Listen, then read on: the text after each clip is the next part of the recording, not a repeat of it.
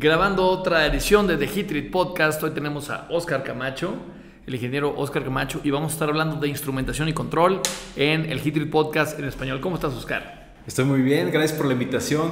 Realmente estoy contento de estar aquí con ustedes. Y bueno, pues aprovechar este medio de comunicación para darnos a conocer un poquito y que tengan la confianza de posteriormente acercarse a nosotros como Super Systems Inc. México. Hoy vamos a estar hablando de los diferentes tipos de controles para hornos industriales. Si tienes atmósfera, si no tienes atmósfera. También vamos a estar hablando de flujómetros. Ahorita están un poquito más de moda, sobre todo en la automotriz con los flujómetros electrónicos. Y la última, los analizadores de gases, ¿no? Entonces, para aplicación de tratamientos térmicos, me gustaría empezar hablando contigo de las aplicaciones que has visto, por qué es importante tener un controlador, qué hace un controlador, cómo funciona, si nos pudieras dar la explicación básica de un controlador que se usa para tratamientos térmicos. Bueno, yo creo que todos en un horno de tratamiento térmico vamos a tener un controlador de temperatura, ¿sí? Existen dos tipos de controladores, los análogos y los digitales. Creo que los análogos ya están quedando ya pasaron en la historia. Ya son vintage. De hecho, del tiempo que llevo trabajando para Super Systems no me ha tocado lidiar con un controlador análogo. Entonces vamos a enfocarnos a lo digital, que es lo de ahora, es lo que está cambiando constantemente de acuerdo a las necesidades de los clientes y a los requerimientos de la industria, que cada vez son más exigentes. Las tolerancias de calidad son muy cerradas. Cada vez son más cerradas. El monitoreo debe ser más constante o ya te lo están requiriendo las especificaciones, ya sea industria automotriz o aeroespacial. Y esto es lo que se debe visualizar, llegaremos a ese punto, a la hora de adquirir tu instrumentación, hasta dónde quiero llegar. Pues vamos a empezar a hablar sobre qué es un controlador de temperatura, ¿sí? Como su nombre lo indica, pues controla la temperatura. ¿Qué es el controlador? Tiene una entrada, el cual recibe una señal a través de un sensor, ya sea un termopar, que es lo más común en nuestra industria, o un RTD, y después tiene una salida hacia un sistema de calefacción, un sistema de calentamiento, el cual el controlador, dependiendo de esta señal que recibe, lo va ajustando, ya sea, hay tres tipos de control de temperatura: el on-off, la banda proporcional y el PID. A ver, esto es súper importante, es como la base de los controladores de temperatura. Entonces, estás diciendo, es un instrumento que recibe una entrada, generalmente de un termopar, y manda una salida a, puede ser una válvula solenoide o algún sistema de combustión. Hasta ahí, ese es un controlador. Es un controlador. Sí. Y tenemos tres tipos de controladores. ¿Me lo repites? Tenemos tres tipos de control de temperatura: on-off, banda proporcional y PID. Ok. Vamos explicando bien breve cuál es cada uno. Ok, bueno, el tipo de control on-off es un tipo de control, como lo dice, en el cual tú tienes un punto de ajuste al cual quieres llegar, y una vez que llegas, antes de llegar a ese punto de ajuste, tu quemador está activado al 100%. 100 o 0. Proporción 100%. Una vez que llega al punto de ajuste y lo pasa, es que se apaga de 100, como tú dices, a 0. Y una vez que baja del punto de ajuste, se vuelve a activar a 100, y así está oscilando durante todo el tiempo de proceso. ¿Sí? Es un controlador muy brusco. Muy brusco. ¿Cuándo se utiliza esto? Cuando las especificaciones de tu producto no requieren tanto control. Tanta tolerancia. O manejas masas muy grandes. Por decirlo grandes, en el cual no experimentan cambios de temperatura muy bruscamente, y te permite mantener este tipo de oscilaciones en cuanto al control. En cuanto al control proporcional, de banda proporcional, es un control pues más pues mucho más controlado, porque funciona como on-off. Cuando tú pones tu punto de ajuste, un ejemplo, a 200, empiezas de 0. De inicio empiezas con un control on-off, tienes tu quemador abierto al 100%, una potencia al 100%, y una vez que llegas a una tolerancia que ya está predefinida en el controlador, un ejemplo, 20 grados antes de llegar al punto de ajuste, empieza esta banda proporcional, ¿sí? Más fino, empieza a cerrar la potencia del quemador antes de llegar al punto de ajuste, para que no tengas un exceso. Para que no te vayas a pasar, pues. Exactamente. O sea, le baja de velocidad. Le baja de potencia del quemador. ¿Sí? Entonces, esto evita que tengas estos cambios bruscos de temperatura y adicional a esto se creó lo que es el PID, que es la banda proporcional con unos pequeños ajustes de tiempo integrativo y tiempo derivativo. Eso está padrísimo para que la gente que estudió ingeniería y llevó cálculo diferencial y cálculo integral, aquí se usa, en PID. En ese tipo de compensaciones. Ajá, el área bajo la curva. Exactamente, son compensaciones si tu material es muy sensible a cambios bueno, son muy sensibles al calor, que adquieren o pierden muy rápido el calor. Este tipo de ajustes ayuda a mantener o a cerrar más esa oscilación y evitar estos cambios bruscos que realmente pueden afectar tu proceso. Y normalmente se utiliza para, a diferencia del on-off, para masas, se puede decir que considerablemente menores. Pero el PID requiere un controlador un poquito más robusto, y es una computadora, supongo. Sí, que de hecho la nueva tecnología en cuanto a controladores ya te incluye esos 3 tipos de control.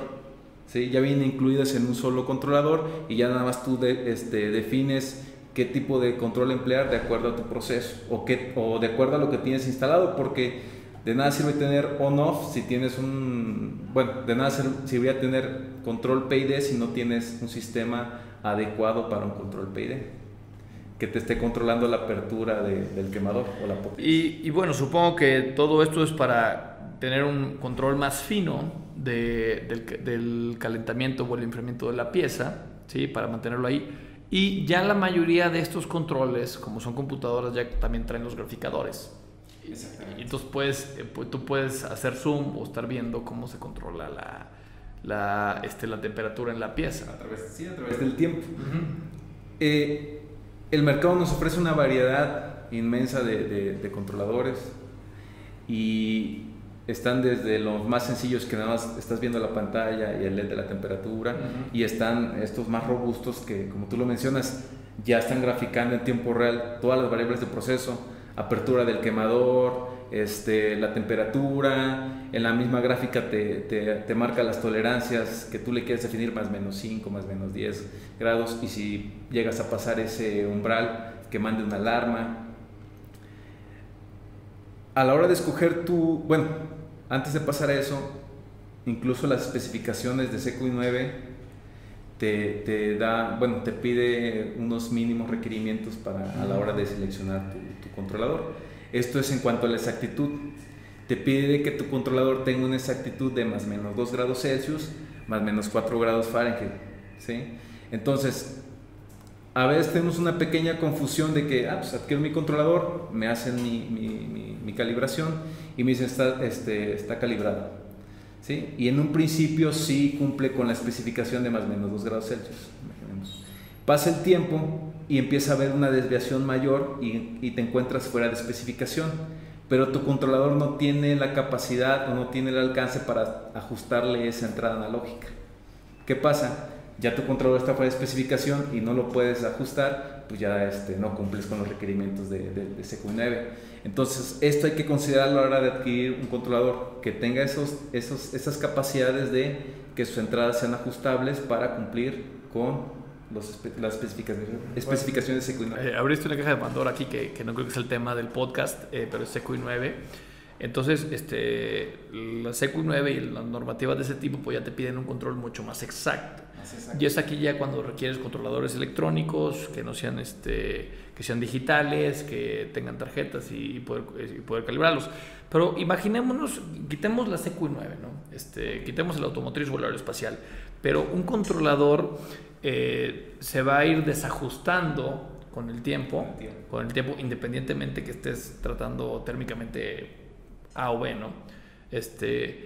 Pero dependiendo del controlador, si has visto unos controladores que están muy fuera del offset, están descalibrados.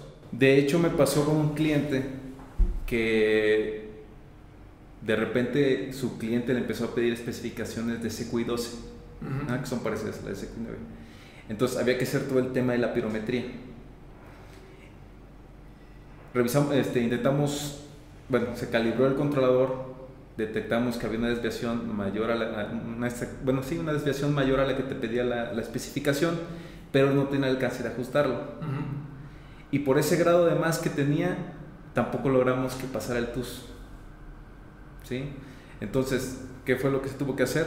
Se tuvo que reemplazar la instrumentación, el controlador. Reemplazar la instrumentación. Sí, reemplazamos la instrumentación, reemplazamos el controlador, y en base a eso, ajustando también el tipo de control de temperatura, logramos alcanzar los requerimientos de SQI 2. Okay. Entonces, nada más estamos hablando de SQI, ¿no? Entonces, tu controlador es importante, tienes que hacer ahí tu calibración, pero también tienes que tener un buen termopar, ¿no? Porque no sirve de nada también tener un buen controlador con un termopar que está fallando. Exactamente. ¿Sí? Entonces, es tan importante. La exactitud de tu controlador, sí, y que se mantenga. Podemos decir que el controlador pues realmente va a ser lo que abre o cierra la válvula de gas, pero si no tienes una buena señal confiable del termopar, no va a servir de nada. Exactamente. Y aunque la reciba bien, si la entrada analógica tiene la desviación, también pierdes esa exactitud, que a veces por esos pocos grados que está desviado, no logras la exactitud o la uniformidad requerida. Bueno, entonces hablamos ahorita de controladores de temperatura, pero hay diferentes variables que también tenemos que controlar, como la atmósfera, el potencial de carbono, en el proceso de FNC, pues el KN o la temperatura del aceite, el punto de erosión en los generadores, que no son, bueno, algunos sí son de temperatura, pero tú estás midiendo otro tipo de cosas. También los controladores nos sirven para tener este tipo de variables checadas y controladas y medidas, ¿no? Nos puede decir otras aplicaciones, porque todo el mundo empieza controlador de temperatura. Espérate, o sea, la temperatura, si es tratamiento térmico, es una variable de proceso importante, puede que sea la principal, pero estamos viendo otras cosas también. ¿Qué otros ejemplos nos puedes dar? Por ejemplo, hay controladores que controlan el porcentaje de carbón, ¿sí? En el cual ya tenemos, pues ahí llega una señal de un sensor de oxígeno, en el cual manda una señal de milivoltaje. Volvemos a lo mismo, siempre tenemos que recibir una señal. Y vamos a mandar una señal que va a controlar algo. Sí. Y igual en este tipo de controles tienes un PID, que es para igual controlar qué tanto gas de enriquecimiento vas a meter o qué tanto aire de dilución vas a meter para estar controlando esta variable del proceso, ¿sí?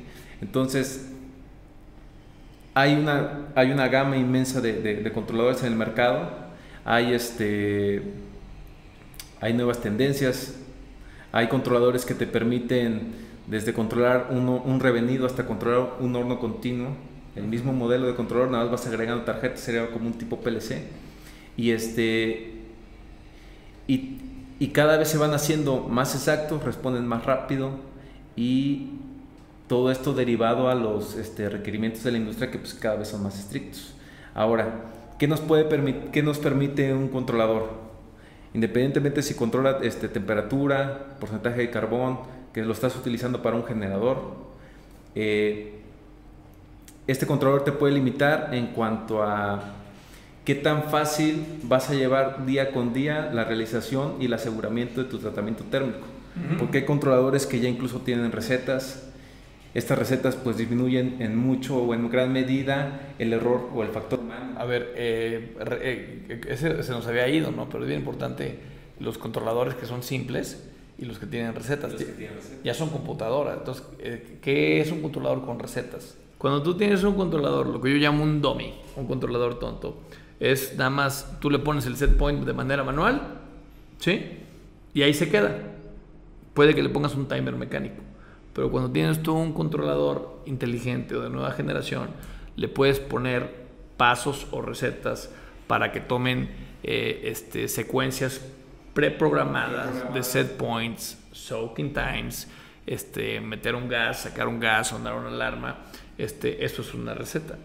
Pero ya tienes una computadora, no solo un controlador de temperatura con dos tiempos básicos. Sí. Que es así como vienen normalmente los controladores más simples. Tienes dos tiempos, una temperatura inicial, la alcanza, se mantiene un tiempo y hace un cambio hacia arriba o hacia yo siempre le digo que es como una estufa, ¿no? De cocinar, ¿no? Un controlador simple realmente la maneja más o menos así de caliente, pero si tú no la bajas o la subes, así va a entrar. Y como el microondas, ¿no? Es un timer que le pones 1 minuto y vas a tener la misma temperatura, ¿no? Un controlador de recetas ya sería como si tú metieras en un horno y automáticamente te hiciera una carga, metiera un poquito más de gas por 20 minutos, o sea, tiene muchos pasos, ¿no? Muchos pasos, y es lo que decíamos, evitas el error humano de que, es que me fui a comer y se me olvidó bajarle la temperatura al horno y hay problemas en producción. O también evitas el error humano de que si no llega a la temperatura no pasa al siguiente paso. Disculpen la redundancia, ¿no? Entonces las recetas ya son predeterminadas y... dependiendo de los requerimientos de tu producto. Claro, y muchas veces la receta dices, tengo la receta número 1 para este producto, la número 2 para este otro producto, la número 3. Entonces ya es muy sencillo decir, no, pues córrela con receta número 15 y no tienes que estar, pues la programas, ¿no? Ya vienen ahí. Sí, incluso puedes copiar y pegar, si te llega un horno nuevo, copias y pegas todas tus recetas en cuestión de minutos. Y como que lo novedoso también ya es, bueno, estamos ya en el área de la información, que llega la gente, transfiere, escanea la tarjeta viajera y automáticamente toda la información se va a la computadora, te dice, esta pieza va con tal receta, va a entrar aquí así, y se controla el proceso de esta manera, pero se van grabando los datos en una computadora. Entonces, a ese punto hemos llegado en los controles, que no es sencillo, es muy complejo. Sí. Es muy complejo. Pero se puede con la computación de esta era. De hecho, ya hubo un podcast aquí que hablaron de los sistemas SCADA. Bueno, pues el sistema SCADA está limitado. ¿Qué tan bueno va a ser tu sistema SCADA o hasta dónde va a ser el alcance de tu sistema SCADA? Pues va a depender mucho de tu instrumentación instalada, ¿sí? Porque incluso hay sistemas SCADA que desde la computadora, desde una cabina de control, puedes echar a andar las recetas y ver el estatus de tu horno y ver en qué etapa del proceso va tu carga en específico. Pero todo eso está limitada por la instrumentación de tu horno. Y es padre que lo comentes porque empezamos desde on-off hasta ya estar controlando todo con código de barra. Sí, se dice sencillo, pero sí, atrás trae una ingeniería y una arquitectura muy compleja. Y cuando falla, híjole, es bien difícil encontrar el error porque es como un código espagueti. Sí, hay que hacer muchas pruebas. Pero eso también es, a la hora de adquirir tu instrumentación, debes planificar hasta dónde realmente quieres llevar tu proceso. Creo que ese es un gran punto. Mucha gente dice, quiero un control, pero no más allá. A veces es por solucionar. Mira, nunca lo había pensado. Siempre quieren ver la aplicación, pero no traen una arquitectura de un plan mayor.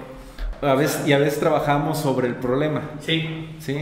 Ya lo solucioné. Mira, gran aportación de este podcast. Sí, entonces normalmente cuando estoy con los clientes, sí les digo, mira, está esta opción que sí te lo va a solucionar. Te va a sacar del hoyo. Pero está esta otra opción que con un poco más de inversión te va a llevar a otro nivel de hacer. Si estás pensando en crecer, en que vas a, no sé, tener CQ9 o vas a hacer aeroespacial o algo así, el control, mira, te va a sacar este año de la chamba, pero al momento que necesites reinvertir porque necesitas hacer una arquitectura nueva, vas a meter un sistema SCADA, esto ya no te va a servir. Entonces, o te va a limitar en muchas cosas.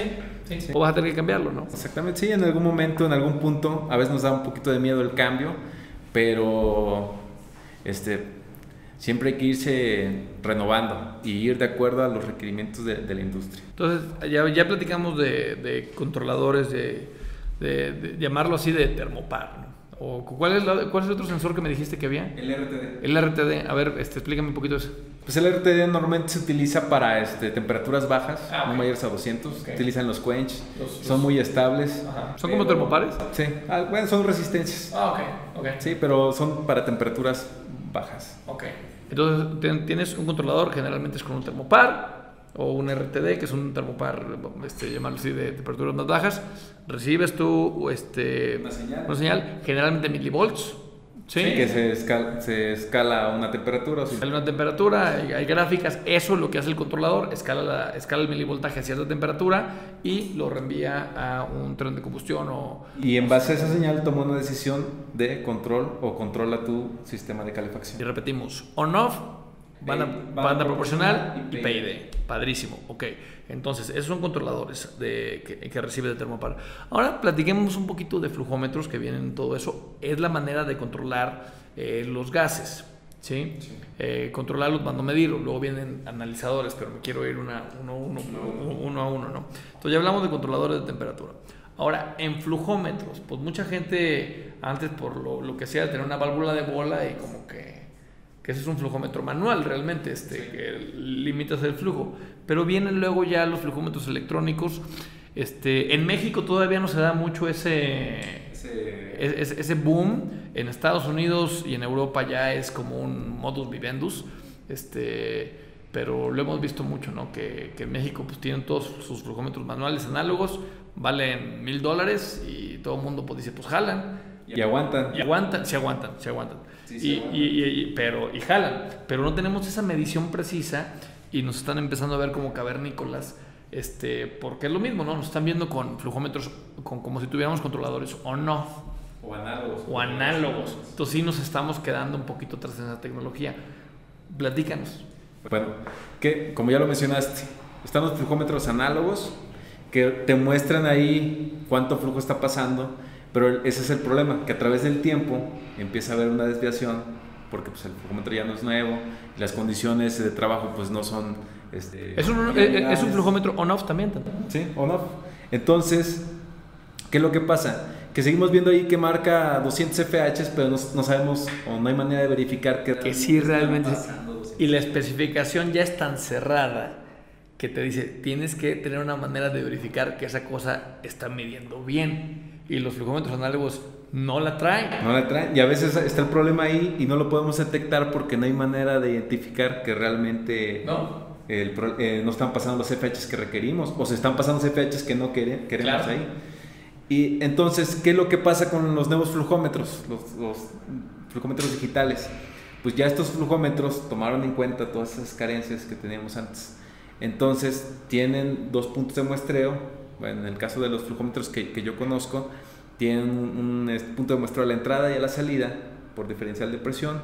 Y en base a esto, pues tú puedes identificar, de acuerdo a ese diferencial de presión con un manómetro digital, obviamente también calibrado, y puedes saber si realmente están pasando. Hay una tabla ahí que viene. Sí, lo que está entrando está saliendo. ¿Qué tanto cuánto diferencial de presión hay y cuánto equivaldría a CFHs? Y en dado caso que haya una diferencia, se puede hacer un ajuste de manera electrónica. Haces un ajuste en los parámetros y vuelves a cumplir o vuelves a estar de acuerdo a o ajustas de acuerdo a los FHs que deberían estar saliendo. Y dime aquí si me estoy metiendo en camisa de 11 varas porque no tengo muy bien las clases de física y dinámica de fluidos muy a la mente, ¿no? Pero entonces tú tienes tus tuberías que viene el gas, ya sea aire, gas natural, amoníaco, nitrógeno. Y entonces básicamente lo que vas a hacer en el flujómetro, vas a regular el flujo, ¿sí? del gas que viene. Pero hay otra cosa llamada la presión. ¿Sí? Entonces tú tienes una aguja o una válvula y le estás abriendo, le estás cerrando, así de sencillo.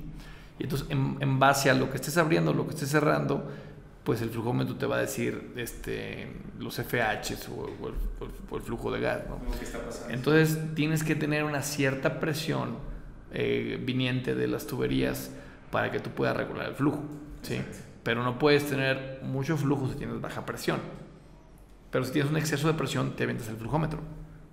Bueno, normalmente ahorita los flujómetros han reducido sus tolerancias a altas presiones para enfocarse más en la exactitud del flujo. Uh-huh. Entonces, normalmente un flujómetro va a estar trabajando a 2 PSIs constantes y van a estar haciendo la lectura de cuánto flujo está pasando a esos 2 PSIs. Cuando la presión baja, sí afecta la cantidad de flujo que está pasando. No tienes con qué alimentarlo. Entonces, esas presiones bajas te permiten mantenerlo estable y tener lecturas más exactas. Y bueno, sí, por ejemplo, cuando tienes muchos hornos en serie, ¿sí? Yo sí he visto casos donde ya el último flujómetro ya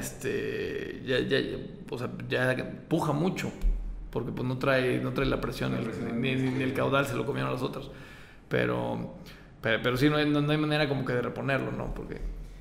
Pues, es que normalmente las líneas de presión se manejan, en las líneas principales la presión viene muy alta. Sí.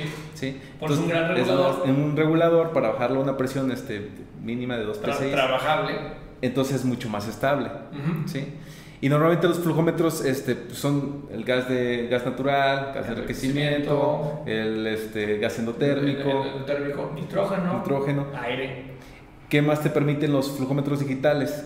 Pues estar sabiendo qué tanto gas estás consumiendo. Uh-huh. ¿Sí? Porque porque regresamos a lo mismo.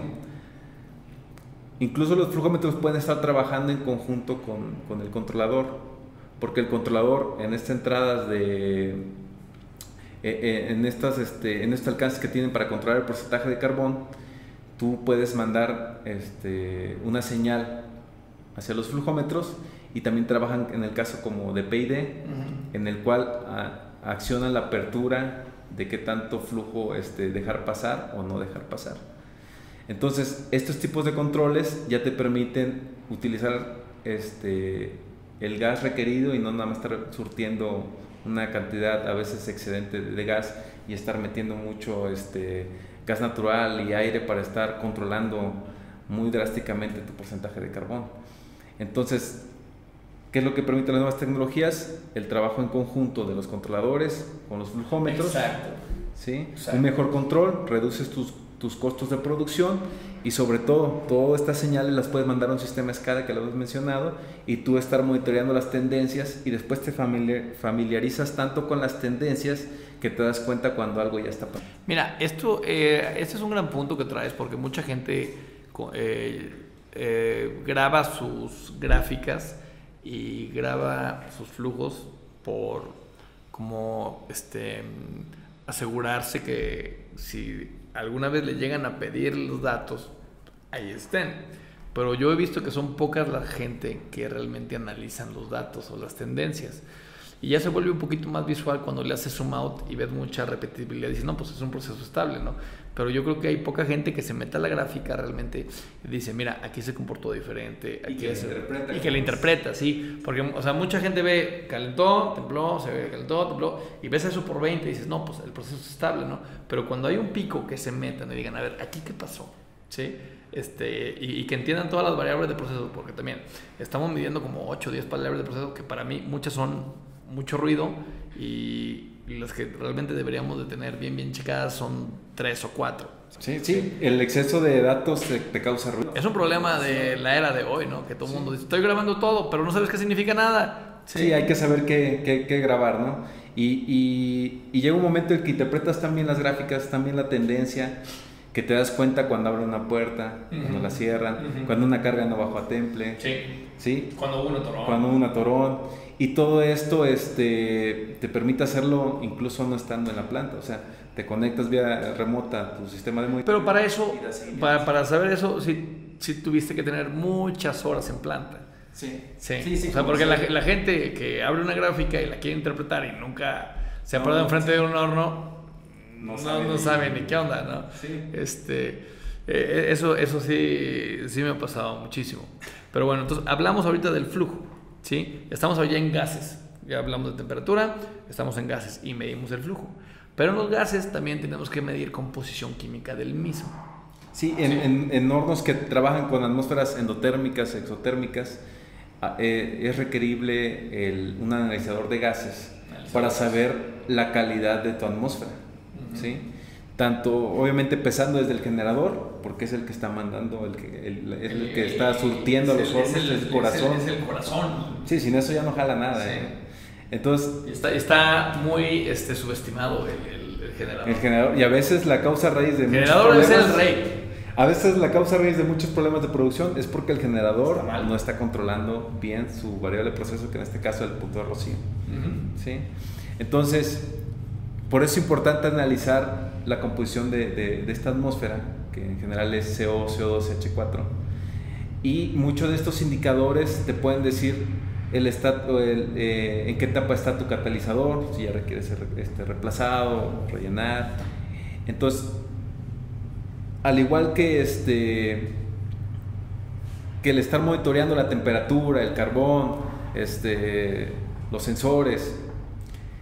Estos analizadores de 3 gases te permite saber qué tan buena calidad tengo de mi atmósfera endotérmica, si esta misma calidad está llegando a mis hornos, porque a veces pasa que en la tubería algo pasa que ya no llega la misma calidad de atmósfera, y estar monitoreando si tienes alguna fuga, si se está metiendo se está metiendo aire porque tienes alguna retorta fisurada. En el analizador de gas mides, ayúdame, hace mucho que no. Mira, podemos medir CO, CO2, CH4. CO es monóxido de carbono. Monóxido de carbono. Luego dióxido de carbono. Que es CO2. CO2. Tienes dos moléculas de oxígeno. 2 moléculas de oxígeno. El CH4, que es el metano. El metano, CH4. Después podemos medir también el hidrógeno. Hidrógeno. Eso es más para los generadores. Y el oxígeno. También amoníaco se podía, ¿no? Sí, de hecho incluso hay analizadores que están especializados en el gas que tú quieras. Sí, nada más una nota ahí. En el amoníaco, como es un gas corrosivo, se recomienda que sea equipos que toleren. Tiene que decir amoníaco friendly, porque si no se va a correr todas las válvulas, todo eso, ¿no? Sí, y se dañan en un tiempo muy corto. Sí pueden medir, pero se van a dañar. Se van a dañar incluso a veces inmediatamente. ¿Y la tecnología que se usa para medir el gas, cómo funciona? ¿Te lo sabes? Pues normalmente son se puede decir que es como un infrarrojo. Ajá. En el cual por ahí pasa el gas, tienes una muestra, pasa por este infrarrojo y en base a eso da unas lecturas. Y un infrarrojo supongo que es como que o sea, el gas tiene una densidad o tiene un espesor, y el infrarrojo es que estás pasando como que un láser, y lo que rebote lo interpreta como qué tanto pasó la luz o el láser a través de la densidad del gas, ¿no? Que realmente es complejo. Te mentiría si te diría que conozco esa tecnología de cómo hace la medición. Sí, pero el infrarrojo funciona así. Pero sí, realmente podemos tener lecturas muy exactas. Sí, con la tecnología actual. Y supongo que también los analizadores se van desgastando con el tiempo, ¿no? Porque todo en su momento va a tener todo lo que sea para medir va a tener una desviación por el uso. Sí, que se van contaminando las celdas, o la tubería por ahí ya tiene un poquito de hollín, porque ocupas filtros, todo eso. Entonces, estos instrumentos que sirven para medir tienen que pasar por un proceso de ajuste y calibración. ¿Sí? Entonces a muchos se confunden de que pues mi instrumento está calibrado y ya con eso cumplo. No, tiene que haber calibras para saber qué desviación tiene, qué error tiene. Calibras para saber cuál es el que si está dentro o no de especificación, más no si jala bien o no. Exactamente. Entonces se hace la calibración, dice, ¿sabes qué? Esto ya no cumple con lo que requerimos, se hace un ajuste, si es necesario se hace un mantenimiento. Y que es muy diferente el mantenimiento de la calibración. Exactamente. Sí, o sea, porque yo he visto infinidad de analizadores de gases y el filtro está todo negro y la tubería está toda tapada.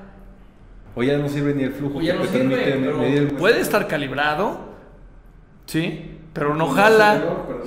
No jala. Entonces hay que ajustarlo, se le hizo manita de gato y se vuelve a hacer la calibración. Dice, ok, ahora sí estamos dentro de especificación. ¿Sí? Entonces eso es lo que también se debe buscar en ese tipo de proveedores que te ofrecen todo ese tipo de servicios. Bueno, también y en los analizadores de gases, tú manejas, creo que se llama el PGA. Hay portátiles y hay fijos, ¿sí? 4-7. ¿Cuáles son los pros y contras de tener un analizador fijo y tener un analizador portátil?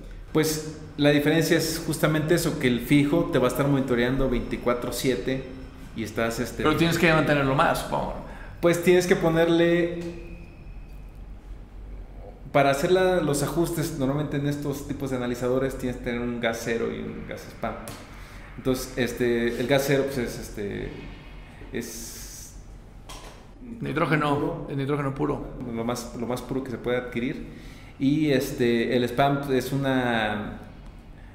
tiene porcentajes de una mezcla de CO, CO2, H4.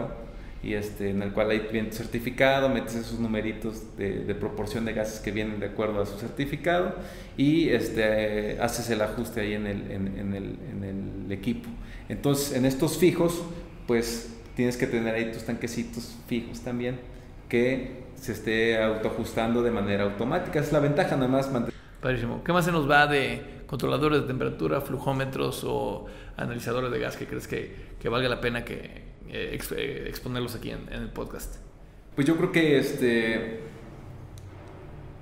lo que podría recomendar a todos las personas que están metidos en este ambiente, todos los likers que están metidos en este ambiente del tratamiento térmico, es que pues no tengan resistencia al cambio, que no le tengan miedo al actualizar su instrumentación.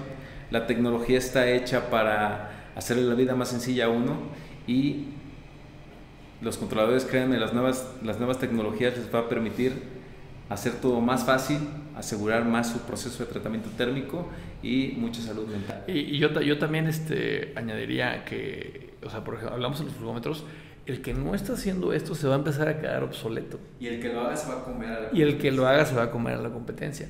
Y estamos tarde en el tema de flujómetros. Sí. Yo lo veo en nuestras operaciones, es de que no, jala bien, ¿para qué lo cambiamos? Es una lana. Pero te vas quedando rezagado. O se enfocan en otro punto, claro, y nunca ven los flujómetros, sí, y es la causa raíz de... Sí, porque jalan. Y analizadores de gases, a ver, una pregunta de analizadores de gases. Del mercado, yo más o menos, y hablo del mercado mexicano, porque es el que conozco, creo que el 90% de los analizadores son portátiles y el 10% fijos. No sé, tú que traes alguna yo referencia. Creo que hasta menos. Hasta 5%. 95%. Pocos se atreven a meter un fijo. Sí. Pero sí es una inversión considerable. Es una inversión considerable, pero cuando de repente es el switcheo de que la industria ya te lo pide porque la competencia lo tiene. Ya ha pasado, Oscar es de Hidalgo, entonces del estado de Hidalgo. Estado de Hidalgo, y sobre todo pasa mucho cuando cuando hay así escasez de gas y todo eso, que nos ha pasado un par de veces, que pues tienes que tener necesidad del switcheo. Entonces, un bypass. Y poco en Monterrey, ¿no? Poco en Monterrey, claro, que pasó hace poco en Texas, que hubo un déficit de gas y todo el mundo estaba, no solo en Monterrey, llegó a nivel nacional.